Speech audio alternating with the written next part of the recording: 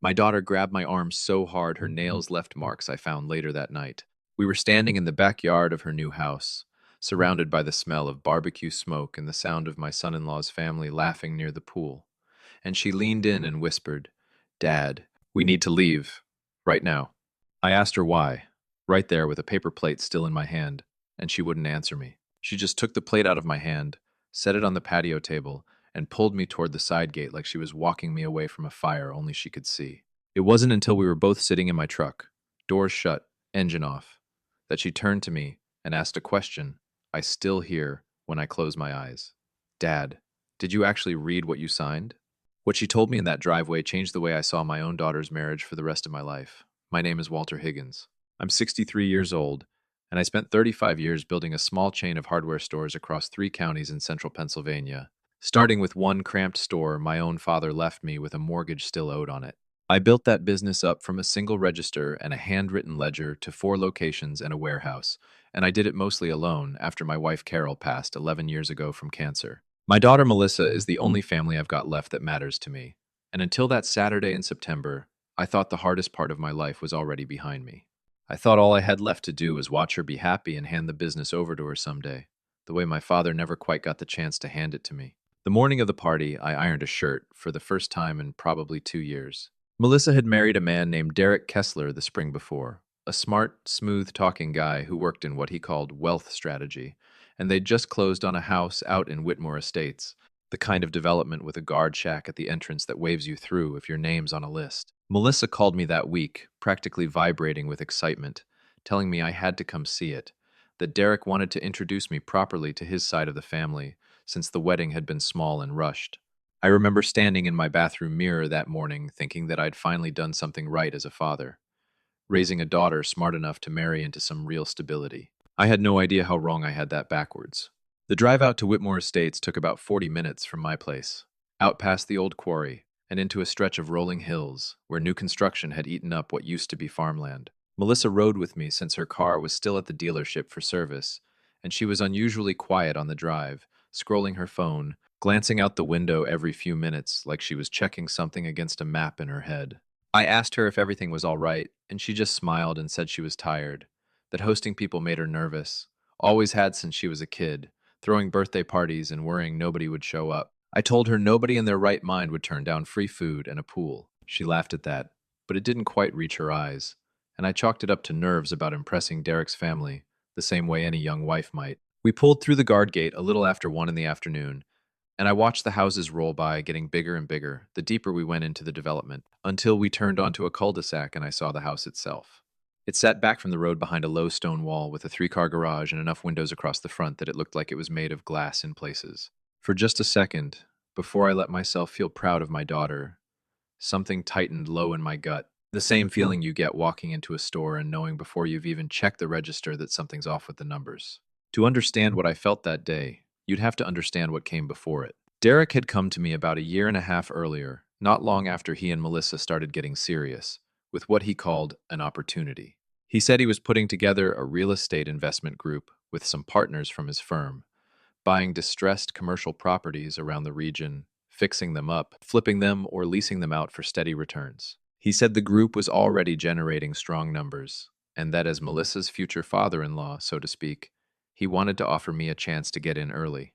I liked Derek from the start, or at least I liked how much he seemed to love my daughter, the way his whole face changed when she walked into a room.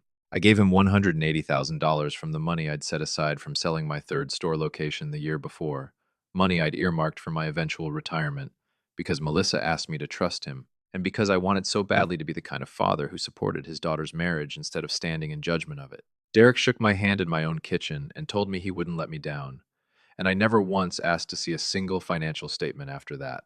I trusted my daughter's judgment of the man she loved, because that's what you do when you believe you've raised her to see people clearly. Looking back on it now, that belief in her judgment is exactly what left the door wide open for what came next. The house itself, once we got inside, looked like something out of a furniture catalog nobody I know could actually afford. Marble floors in the entryway, a wine room visible through a glass door off the kitchen, and out back a pool with one of those infinity edges that makes it look like the water just drops off into the yard beyond it. There was a full bar set up near the cabana with a hired bartender and a catering company setting out trays of food I couldn't have named half the ingredients of. I stood there for a moment, holding a card Melissa had made me bring, a housewarming card with a little bit of cash tucked inside, and I felt something I wasn't proud of admitting later, which was smallness, standing in the middle of all that granite and glass in my iron shirt from the hardware store. Derek's parents were there, a couple named Roger and Elaine Kessler, and Roger ran some kind of private investment fund out of Philadelphia. He shook my hand with the kind of grip men use when they want you to know something without saying it, and he looked at my shirt for half a second too long before saying, "Walter, good to finally get you out here properly." Elaine asked if I was still working the counter myself down at the stores or if I had people for that these days, and when I told her I still liked getting my hands on the register some mornings, she gave me a smile that felt like it belonged on someone watching a dog do a trick. The party rolled on into the afternoon, and there were small things I noticed but couldn't quite name at the time. Derek kept drifting off toward Roger and a cluster of men in expensive golf shirts standing near the outdoor kitchen, talking low about numbers, about something called a capital call, about a fund closing early. Every time I wandered over to be part of it, the conversation would shift. Somebody would laugh a beat too fast, and Derek would clap a hand on my shoulder and ask if my drink needed freshening. Melissa noticed it too. She's always read a room better than I have, ever since she was small, picking up on things at school or at church that I missed completely. She caught my elbow near the dessert table at one point and asked quietly, "Does Derek seem different to you today?" I told her he was probably just nervous, hosting his own family in front of me, trying to make a good impression. She didn't look convinced, but she let it drop and went back to refilling drinks for her new mother-in-law. Elaine, for her part, was warm on the surface all afternoon, hugging every guest who walked in, showing off the kitchen island like she'd personally laid the stone herself. But every time she looked over at Melissa, there was something underneath the smile, something quick and appraising. Like a woman checking the tags on a piece of furniture she was deciding whether to keep. I told myself I was imagining it. Fathers get protective, I thought, especially fathers who've had to be both parents for over a decade. I told myself this was just what money looked like when it had been around longer than mine had. I had no idea that the next half hour was going to end the version of my life I thought I understood. Around 3:30, Melissa excused herself to find a bathroom upstairs, since the powder room off the kitchen had a line of Kessler cousins waiting outside it. I watched her go up the wide staircase, still holding my paper plate, still telling myself that everything in that beautiful house was exactly what it looked like on the surface. I had no idea that the next 20 minutes were going to end the version of my life I thought I was living. Melissa told me later that the upstairs hallway felt strangely quiet compared to the noise drifting up from the party below, the kind of quiet that makes the hair stand up on your arms before you know why. She passed two closed doors before finding what she guessed was the primary bedroom, a big room with floor-to-ceiling windows and a bed made up so precisely it looked untouched. She used the bathroom attached to it, washed her hands, and on her way back through the bedroom, her eyes landed on a leather portfolio sitting open on the dresser near the window. Papers fanned out across it the way people leave things when they're in the middle of dealing with them, not yet put away. She said some small voice told her to just walk past it, to go back downstairs and rejoin her own party. But something about the top page stopped her cold. It was a wire transfer confirmation from a bank she didn't recognize for an amount that made her read it twice. $2,400,000, dated 3 weeks earlier. Melissa isn't a numbers person by training. She teaches third grade. But she said something in her went very still and very sharp all at once. Because that figure had nothing to do with any number Derek had ever mentioned to her about the house, which he'd told her was financed conventionally, nothing unusual, well within what his salary and their joint savings could support. Her first thought wasn't suspicion. It was confusion. Where had that kind of money come from, and where had it gone? Underneath that wire confirmation was a second document, stapled together, and on the top corner, handwritten in blue ink, was my name and the name of my business, Higgins Hardware Group. Melissa picked it up, standing alone in her own bedroom, and what she found inside made her sit down slowly on the end of the bed with her legs suddenly not feeling steady beneath her. There were printed emails between Derek and someone at Rogers Investment Fund. There was a document titled Limited Partnership, Assignment and Transfer with my name typed at the top of it in 3 separate places. And clipped to the front was a photocopy of a durable power of attorney form, dated 14 months earlier, with my signature at the bottom of it in the same slanted hand I've used my whole life. She said she recognized it instantly, the same way I would recognize it hours later. And she also knew, the same way I would know, that I had never signed anything called a power of attorney in my entire life. Not that I remembered signing. Melissa sat there with that folder open across her knees, her heart going hard enough that she could feel it in her throat, trying to make sense of language she didn't fully understand. Words like assignment of limited partnership, interest, and irrevocable transfer authority. Words that belong in a courtroom, not in a family. She was just about to close the folder and set it back exactly as she'd found it when she heard voices coming from the walk-in closet just off the bedroom. A door she hadn't noticed was open a few inches. She recognized Derek's voice first, tight and low, and then his mother, Elaine's, calmer, more certain, the voice of someone who had already made peace with something uncomfortable a long time ago. Melissa froze where she sat, the folder still open in her lap, and she did something she said she never imagined herself doing.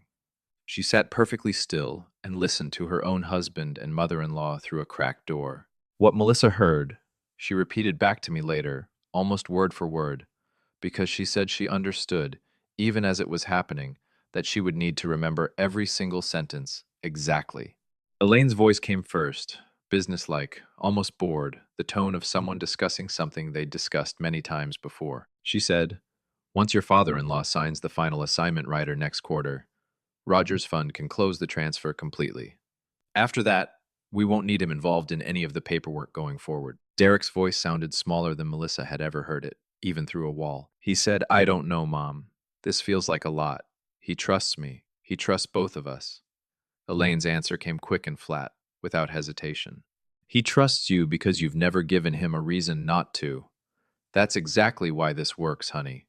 Roger's people structured it clean. The insurance and estate language covers the transfer of financial decision-making. He thinks he's protecting himself in case something happens to him later in life. He has no idea what he actually signed." There was a pause, and then Derek said something Melissa told me she would carry with her the rest of her life. "And once his interest is fully assigned to the fund," Elaine answered without missing a beat. "Then Roger buys it out at fund value, folds it into the portfolio, and you and Melissa never have to worry about running 4 dusty hardware stores in 3 counties for the rest of your lives. You'll finally have the kind of life your father should have given you years ago." Melissa sat frozen on that bed, the folder still open across her knees, listening to her own husband discuss signing away 35 years of her father's life like it was a line item on somebody's spreadsheet. She said something cold moved through her chest in that moment, something she'd never felt before. Less like fear and more like the floor of the world quietly dropping an inch beneath her without any sound at all. She closed the folder gently, set it back on the dresser exactly the way she'd found it, and walked out of that room on legs that barely felt like her own. I was standing near the pool, talking to one of Derek's old fraternity brothers about football, when I felt Melissa's hand close around my arm. I turned and saw her face, and even now I can't fully describe what I saw there. She wasn't crying. She wasn't panicked in any way another guest at that party would have noticed. But her eyes had a stillness to them I'd only seen once before in my life, the day we buried her mother. The look of somebody holding something enormous perfectly steady so it wouldn't spill out in front of 100 strangers. She leaned in close to my ear over the music and the laughter around the pool and said, "Dad, we need to leave. Right now." I asked her why, right there with my drink still in my hand and Derek's friend still mid-sentence beside me. She didn't answer. She just tightened her grip on my arm and started walking toward the side gate, pulling me gently but firmly along beside her, the way you'd guide someone away from a dog you weren't sure you could trust. I said her name once, quietly, confused, but she just shook her head, a small motion telling me to wait, to trust her, not to ask again where anyone could hear. We found Derek near the outdoor bar, and Melissa told him, in a voice steadier than I understood at the time how she managed, that I wasn't feeling well and that we needed to get me home. Derek's face flickered with something, concern maybe, or something closer to alarm, and he asked if everything was okay a little too quickly, a little too carefully for a man just hearing his father-in-law had a headache. Elaine appeared beside him within seconds, her smile fixed perfectly in place, telling us how sorry she was we had to cut out early, hoping I felt better soon. Melissa thanked her warmly, hugged Derek goodbye at the gate, and steered me toward my truck with her hand still wrapped around my arm, past the row of luxury SUVs parked along the circular drive, out into the September afternoon where the air suddenly felt cooler than it had all day. We walked to my truck in near silence, past cars that probably cost more combined than my very first store had. I opened the passenger door for her out of old habit, and she climbed in without a word, staring straight ahead through the windshield. I got in the driver's seat and looked over at her, and she just shook her head slightly again, glancing back toward the house where Derek and Elaine still stood near the front door watching us go. I started the engine but didn't pull out of the driveway right away. I asked her again, quieter this time, what in the world was going on. She reached over and put her hand flat on my arm and said, "Not yet, Dad. Just drive." So I backed out slowly, careful of the row of parked cars, and pulled out through the guard gate, watching in my rearview mirror as that big glass house got smaller behind us. We drove in complete silence for almost 15 minutes. I didn't push her. I raised that girl alone for 11 years after Carol died, and if there's one thing I learned in that time, it's when your daughter needs a minute to find her words, you give her the minute. The radio had been playing low since the drive out, some station Melissa likes, and I finally reached over and turned it off because the silence between us suddenly felt like it needed room to breathe on its own.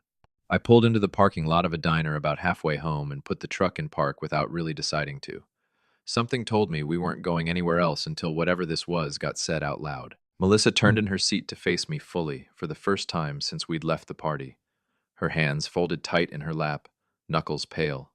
I remember thinking right before she spoke that I had never in her whole life seen my daughter look quite so afraid of saying something out loud to me. She looked at me for a long moment before she finally spoke. "Dad," she said quietly, "I need to ask you something, and I need you to answer me honestly, all right?"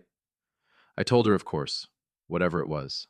She took a breath and asked, "The paperwork Rogers people had you sign last year, about protecting the business in case anything happened to you, did you actually read all of it? Or did you just trust Derek and sign it?" I sat there in that diner parking lot and felt something drop in my stomach before she even finished asking, because I already knew the answer sitting in my chest like a stone.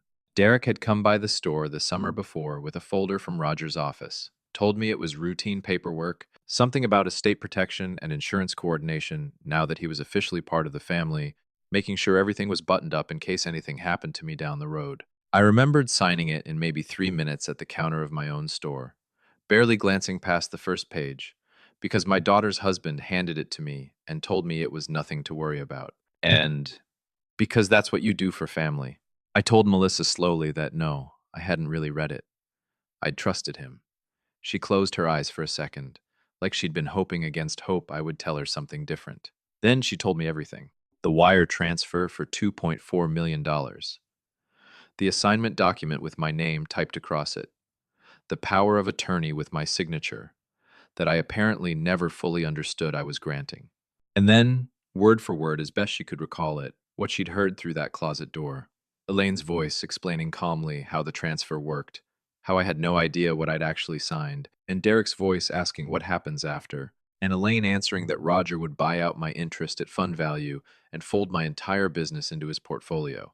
I sat completely still behind the wheel of that truck, hands still resting on it even though the engine was off. And for a long moment, I couldn't say a single word. 35 years of my life, of my father's life before that, and my own son-in-law had been sitting in a closet discussing signing it away to strangers while I stood 40 feet away holding a paper plate and feeling proud of my daughter's new life. We drove the rest of the way home, mostly in silence, and I don't remember much of the actual drive, just the blur of familiar roads passing by while my mind replayed that afternoon at the store over and over. Derek standing at my counter, folder in hand, telling me it was routine, me signing without reading because that's what trust is supposed to look like when you've spent decades building it with the people around you. That night, after Melissa had gone home to wait for Derek and figure out what she was going to say to him, I sat alone in my little home office with the desk lamp on and pulled the fireproof box out of the closet where I keep anything that matters. I dug past old tax returns and warranty papers on the delivery van until I found it, a thin manila folder from the previous July, the one Derek had dropped off. I hadn't even filed it properly, just tossed it in the box and forgotten about it the way you forget things you never imagined would matter. I sat there at nearly midnight reading pages I should have read 14 months earlier. The language was dense, full of legal phrasing I didn't fully understand.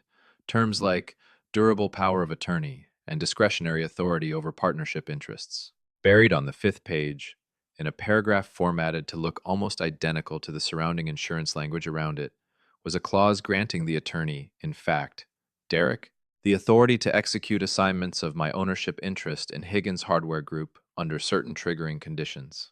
I read that paragraph probably a dozen times, my hands not shaking from anger yet, not that night, but from something closer to disbelief, the feeling of realizing a door you thought was locked tight had been standing wide open the whole time. The next morning, I called my longtime attorney and friend, a man named Sal Marchetti, who'd handled every piece of paperwork for my business since I bought that first store from my father's estate. Sal had known me longer than most people still living, back when I was running the counter myself 6 days a week with a hand crank adding machine because I couldn't yet afford anything better. I told him I needed to see him first thing, that it couldn't wait, and something in my voice must have told him this wasn't about a lease renewal. I sat across from Sal at his office a little before 9 that morning and slid the folder across his desk. He read through it slowly, his face going flatter and more serious with every page, the way a man's expression changes when he realizes an old friend is standing in real trouble. When he reached page 5, he stopped, read it twice, and looked up at me over the top of his glasses. "Walter," he said, "this isn't a standard estate protection document. This is a durable power of attorney with specific authority to assign partnership interests. Whoever drafted this buried the actual grant of authority inside language designed to look routine. A good faith firm doesn't structure paperwork this way by accident." I asked him what that meant for me, right now, today, and he told me plainly. Under this document, as far as anyone at that fund knows, Derek currently has the legal standing to finalize that assignment, and depending on how far along things already are, we might be racing a clock we didn't even know was ticking. Sal picked up his phone right there and called the county recorder's office while I sat in that chair, feeling 35 years of my life narrowed down to the next few hours. He confirmed no final transfer had been formally recorded yet, which meant we still had time, but not much of it. I sat there thinking about Derek at our kitchen table 2 Thanksgivings ago, laughing at one of my terrible jokes, and I felt something break quietly in my chest that had nothing to do with the business at all. Sal and I spent that entire day working quietly and carefully, because the last thing either of us wanted was for Derek or Roger's people to sense anything was wrong before we were ready to move. We drafted a formal revocation of the power of attorney and filed it with the county that same afternoon, along with a notarized statement confirming I had never knowingly granted authority to assign any ownership interest in my business. Sal also reached out to my accountant, a woman named Ruth Ann who'd handled my books for almost 20 years, and had her freeze anything connected to outside transfers on the business accounts immediately. I called Melissa from Sal's office that afternoon and told her what we were doing, and she was quiet for a long moment before she said something I've thought about many times since. "Dad, I'm not sorry I looked in that room. I know I probably shouldn't have gone through somebody else's things, but I would rather you be upset with me for looking than lose everything you built because I walked right past it." I told her there was absolutely nothing to be sorry for. She had saved something neither of us had understood was already in danger of slipping away. By the end of that day, the power of attorney was formally revoked. The business accounts were locked down tight, and Sal had a full paper trail showing exactly when I'd filed to protect myself the moment we learned the truth. We agreed I wouldn't call Derek that night, not out of spite, but because I needed to be calm before I spoke to my own son-in-law about something this serious. And calm wasn't something I could fake yet. I sat out on my back porch that evening, long after dark, looking out at the yard where Melissa used to catch fireflies as a little girl, trying to understand how a man who seemed to genuinely love my daughter could sit in a closet discussing selling off her father's life's work like a piece of used furniture. I didn't have an answer that night. I just knew I needed to face him with the truth instead of my temper. I called Derek 2 days later and asked him to meet me at the original store, the first one. Not at his fancy new house, not at mine. Somewhere that belonged fully to me and to the memory of my own father. I think some part of him already sensed something was wrong, because his voice on the phone was tighter than I'd ever heard it. He came alone, without Melissa, and without his mother, which told me he understood on some level what this meeting actually was. He arrived a little after 10 in the morning, and I had the folder along with Sal's paperwork sitting on the same counter where he'd handed me that document over a year earlier. I didn't raise my voice. I told him calmly that Melissa had seen the wire transfer and the assignment paperwork on the dresser, and that she had overheard him and his mother through the closet door. I watched the color drain slowly out of Derek's face while I spoke, and for a moment he looked almost like a boy caught somewhere he wasn't supposed to be, rather than the polished young man who'd shaken my hand so firmly at his own wedding. He tried to explain, his voice cracking around the edges, saying it wasn't supposed to happen the way it sounded, that he never actually wanted to push me out completely, that it was just how Roger's people structured things for fund reasons, for tax efficiency, that he'd let himself get talked into something he didn't fully understand himself. I told him plainly that I had already spoken with Sal, that the power of attorney had been revoked and recorded with the county, and that I knew exactly what that document would have allowed him to do, regardless of how he wanted to frame the intention behind it now, after the fact. sitting across a counter from me. Derek didn't argue. He just sat there with his head down, and for the first time since I'd known him, he didn't have a smooth answer ready. Within the week, Roger Kessler called me directly, his voice noticeably less polished than it had been at the party. He said he wanted to clarify a few things, that his fund had simply followed the paperwork as it had been presented to them, and that any confusion was purely a matter of miscommunication somewhere along the line. I told him plainly that a durable power of attorney buried inside estate protection language wasn't a miscommunication, it was a strategy, and that I had already forwarded copies of the entire file to the state attorney's Consumer Protection Division and to the Bar Association for review. He got very quiet after that, and the call ended shortly afterward. Derek came to see me alone about 3 weeks later, without his parents, sitting across from me at my own kitchen table, the same table Melissa used to do her spelling homework on as a girl. He looked smaller somehow, tired, all the polish from the party completely worn off. He admitted that his mother and Roger had pushed the whole plan forward faster and further than he'd ever felt comfortable with, that he'd let himself get pulled along because he wanted so badly to prove to Melissa's new family that he could build something as impressive as what they already had. He said he was ashamed of himself. And for the first time since that afternoon by the pool, I believed him. I told Derek that trust isn't something you get handed back just by explaining yourself once across a kitchen table. I told him the business stayed fully mine, no partnership, no assignments, no conversations at all about its future, until he had spent real time earning back the kind of trust he'd taken from me in a single signature he'd talked me into without ever explaining it. He nodded, and for the first time in a long while, he didn't try to argue his way around it. He just accepted what I said and sat with it. Melissa and Derek's marriage went through something that fall that neither of them has ever fully explained to me, and I've never pushed for the details. What I do know is that they moved out of the house on Whitmore Estates within the year and into something far more modest, closer to town, something they could actually afford on their own without anyone else's fund behind it. Roger and Elaine still call sometimes, though a good deal less warmly than they used to, and Derek doesn't take their calls as quickly as he once did. It's been almost a year now since that party by the pool, and my business is still mine. Fully, cleanly, every piece of paperwork checked twice by Sal before I sign so much as a delivery receipt. Derek still comes by the original store some Saturdays, learning the actual business from the ground up the way I once did, stocking shelves and running the register, rebuilding trust one ordinary morning at a time, instead of one big, impressive gesture. He asks questions now instead of assuming. He shows up early. And slowly, carefully, I've started letting him into small decisions again, the way you'd test the weight on a floor you weren't sure could hold you anymore. Melissa and I talk about that afternoon often, usually on Sunday evenings when the house is quiet and it's just the two of us finishing up dishes. She still says sometimes that she isn't sure she should have looked at those papers on that dresser, but I tell her every single time that her looking is the only reason I still own the business. My own father left me. She saved something that afternoon that neither one of us fully understood was already slipping through our fingers. What stays with me most isn't the anger, though there was plenty of that for a good long while. It's the lesson sitting underneath all of it, simple enough that I probably should have known it already at 63 years old. Love and trust are not the same thing as blindness. You can love your daughter and the man she married with your whole heart and still read every single page before you put your name on it. You can believe in your family completely and still ask hard questions the moment something feels a little bit off. I gave Derek 35 years of built-up trust without ever once asking him to earn a single hour of it himself.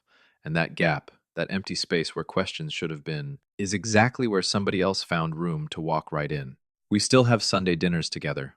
Melissa and Derek and me, quieter than they used to be, more careful, but real, in a way that maybe they weren't before. Derek is rebuilding something with us slowly, the right way this time, starting from the ground up instead of skipping straight to the top floor. And every so often, when we're clearing the table together, Melissa will grab my arm the same way she did that afternoon in the driveway. Just for a second, just to remind me she's still watching out for me. I squeeze her hand back every single time, grateful in a way words don't fully cover, for a daughter who noticed what I couldn't see myself, and who had the courage to pull me out that gate before it was too late for either of us. If this story hit close to home for you, share it with someone in your own family who needs to hear it, and stick around, because there's another one coming.